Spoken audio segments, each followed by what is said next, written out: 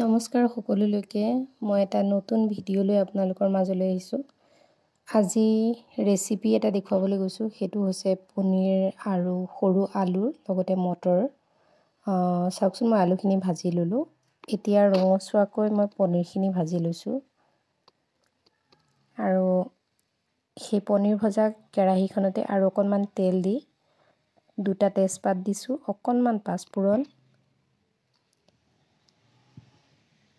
1 চামুচ নিমখ, 1 চামুচ হালধি, 1 চামুচ ধনিয়া পাউডাৰ, 1 চামুচ জিৰা পাউডাৰ, এইখিনি দি মই অকণমান পানী দি পেলাই এটা ঘোল বনাই লৈছোঁ।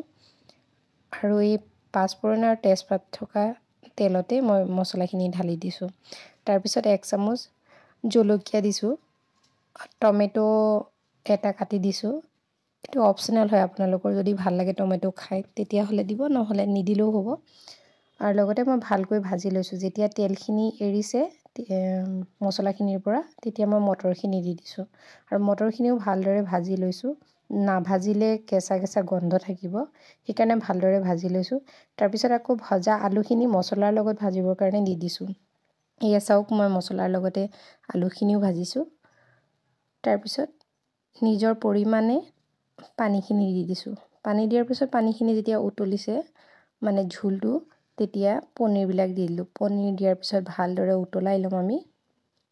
চাওক, হোৱাৰ সময়ৰ আগতে 1 চামুচ ঘিউ দিছোঁ। আপোনালোকে চালে যদি মন কৰে তেতিয়াহ'লে গৰম মছলাও দিব পাৰে। অৱশ্যে আমি ঘিউটো দি খাই ভাল পাওঁ, সেইকাৰণে অকণমান গন্ধটো ভাল আহিবৰ কাৰণে ঘিউ দিছোঁ। আৰু এয়া চাওক, ভালদৰে উতলি আছে। অৱশ্যে তৰকাৰীখন হ'লেই আৰু। এয়া মই নমাই লৈছোঁ আলু, মটৰ আৰু পনীৰ। অৱশ্যে ডাঙৰ আলু দিও আপোনালোকে বনাই খাই চাব পাৰে। তো মোৰ কিন্তু সৰু আলুটো দি বেছি পচন্দ হয়, সেইকাৰণে সৰু আলু দিয়ে বনাইছোঁ। আপোনালোকে চাওকচোন কেনেকুৱা লাগিছে।